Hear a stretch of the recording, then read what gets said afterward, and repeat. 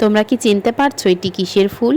এটি চাল কুমড়োর ফুল। কয়েকটি চাল কুমড়োর ফুল উঠে নিয়ে এসেছি। আজকে চাল কুমড়ো ফুলের পাকোড়া বানাবো।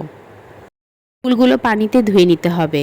ফুলগুলো ধোয়া হয়ে গেলে কর্নফ্লাওয়ার, গুঁড়ামরিচ, হলুদ, সামান্য একটু টেস্টিং সল্ট আর একটি ডিম দিয়ে একটি ব্যাটার তৈরি করতে হবে। এই ব্যাটারে ফুল মেখে নিতে হবে। মেখে নিয়ে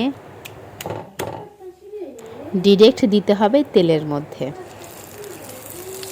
তাহলেই হয়ে যাবে মজাদার ক্রিসপি পাকোড়া। তোমরা কি কখনো মাশরুম ফ্রাই খেয়েছো? মাশরুম ফ্রাই আর এই ফুল ফ্রাই একদম সেম টেস্টের।